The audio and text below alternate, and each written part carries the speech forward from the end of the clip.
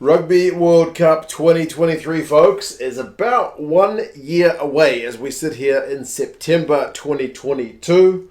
And we have more teams on the board than we did at the same time last year. We've been tracking the odds since 3 years out from the World Cup. We are now a year out from the World Cup. We've got the pools.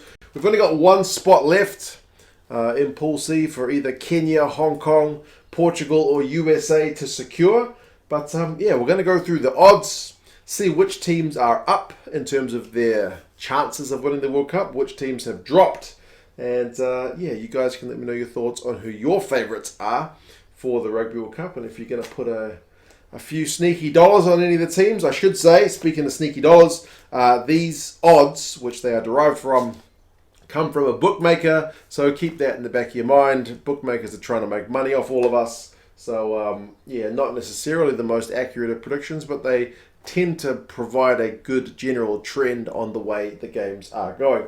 Now, a bunch of these teams come out at less than a 1% chance of winning the Rugby World Cup. So I'm not going to write all those percentages on the board because it's going to be a ton of numbers. Some of them like 0.000 something. So the negligible amounts we're not going to really go through in any detail. The negligible teams are Chile, Uruguay, Romania, Namibia. You kind of maybe expect these teams, which are like the fifth seed in their pool, like Chile, Romania, and Namibia, to be negligible. Uruguay is maybe a little bit tough because technically Uruguay has worse odds than Romania or Namibia. But remember, Uruguay beat Fiji at the last World Cup, so the Uruguayan team is a team seemingly tracking in the right direction, but they're given the worst possible odds of all the teams. Them and Chile paying $2,501 to win. Romania and Namibia $1,501. So I mean, it's kind of much of a muchness. You're still looking at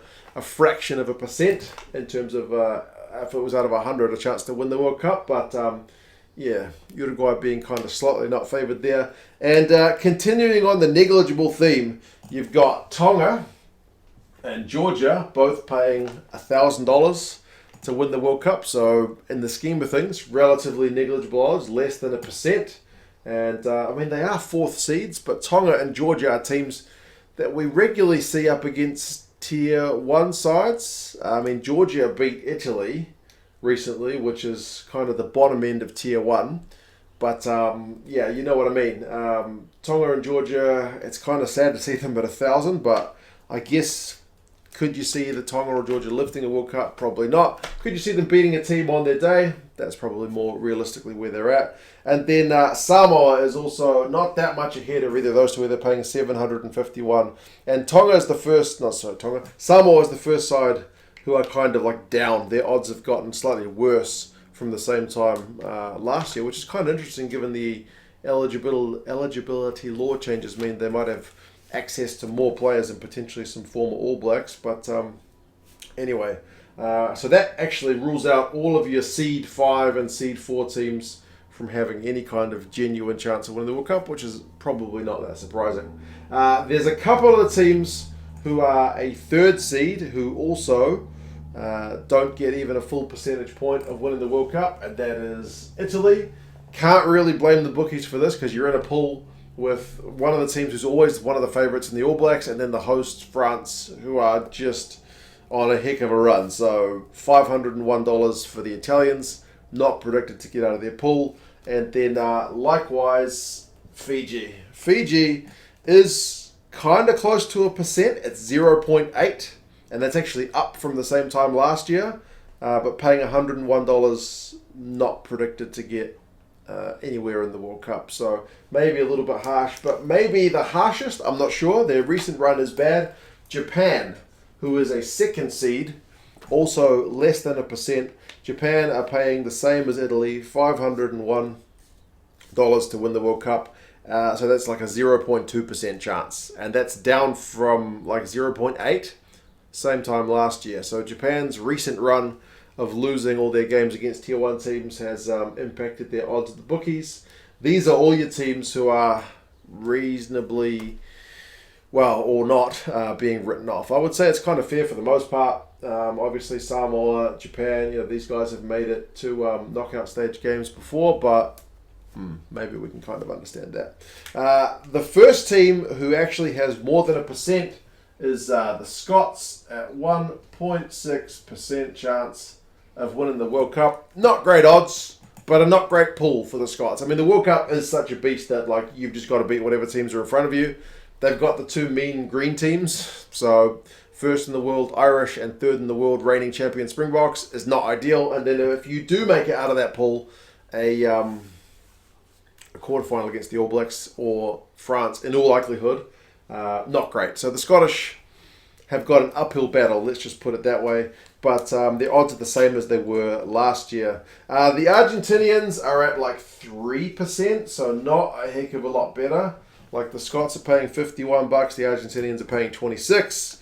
3% is slightly down from 3.1 last year. They have had the check effect to get them that first win over the All Blacks in New Zealand, that is. But still predicted to go through the course of a tournament and win. Not favoured, but they are a bigger favourite than Japan. So if they are going to get out of their pool, they'll need to kind of comply with those odds and get the job done over the Japanese. So those sides are all down. And the next side is also down, actually.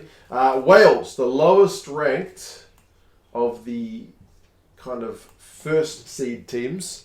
4.6% chance for Wales, down from 4.9. $17 the Welsh are paying. So that kind of gives them dark horse odds. And I think based on their pool, you would back them to get out of their pool. And based on a quarterfinal, it would not be shocking to see Wales win a quarterfinal and make it into another semi-final.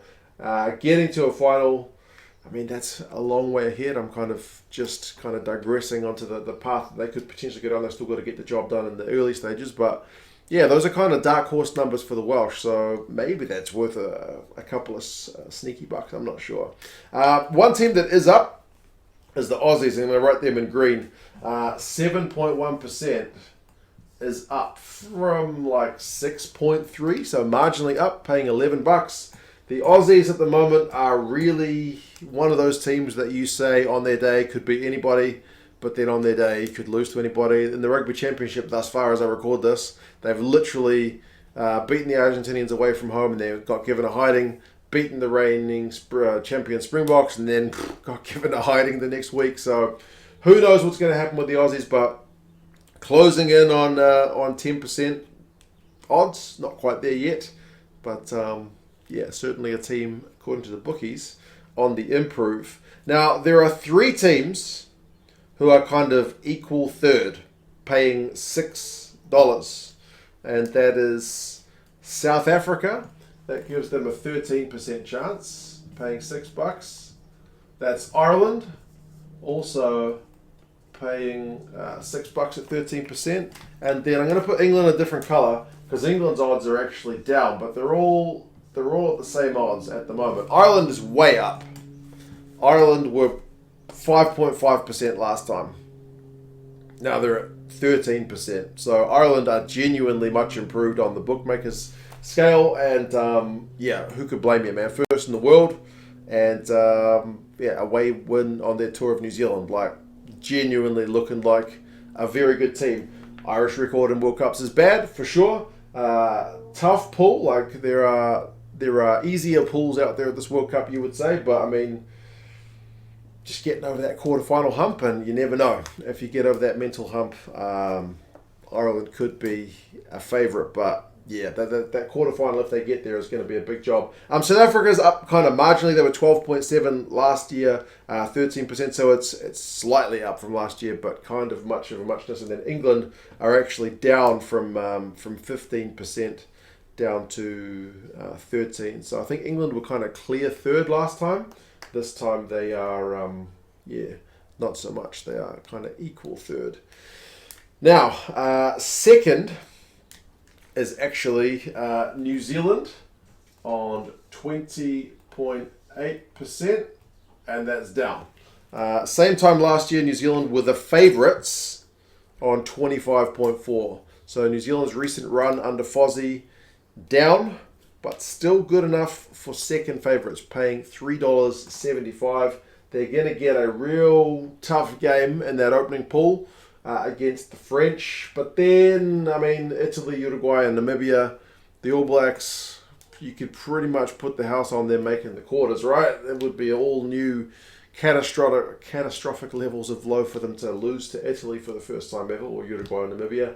And then a pretty tough prospect in the quarterfinals. But, I mean, the fact that you've got South Africa, Ireland, France and New Zealand, and only 2 of them can make it through, that's just one of the ways that the draw has kind of worked out. But that does mean the favourites are the French at 22.3%. Sorry, Italy, going over you. 22.3%, $3.50. Anybody being a favourite but the French right now would seem a bit crazy because, I mean, they're Grand Slam champions in the Six Nations. They didn't have the toughest of opponents in Japan in July, but they've only lost like 1 game in their last goodness knows how many. They've just been absolutely dominating, and they're at home. So the fact that France broke their long dry spell in the Six Nations, I think shows that the mentality of the squad is really coming along. And as I said, with home advantage, yeah, it's all them. It's all there for them to take an opportunity, isn't it? But similar position to what New Zealand were in 2011, I guess, with a really good team with a good record, but just needing to get it done in a World Cup.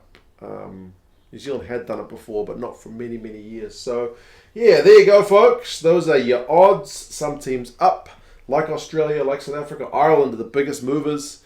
Some teams down, like New Zealand, taking a big drop. England and Wales, kind of more slight drops. Scotland, steady as she goes. And then a whole bunch of teams below a 1% chance of getting it done. What do you guys reckon? Who is the most underrated team of this lot? How far do you go down where you see a team that could actually win it? Like Argentina at World Cups, you genuinely never know how well they're going to go. Like if they were to get to a semi-final or a final, I don't think it would surprise anyone. And if they were to not get out of the pool, I don't think it would surprise anyone. It's genuinely, it could go anyway. Like at a World Cup, they're a different beast. Could you see like a Fiji or a Georgia upsetting one of the big boys in their pool? Can you see Scotland? Could Scotland go upset, and cause some havoc at the World Cup? I don't know. You guys let me know your thoughts though, and yeah, I'll talk to you guys probably about a month out from the World Cup, and we will track these odds a little bit closer. You guys take care, and I'll talk to you guys again soon. See you later.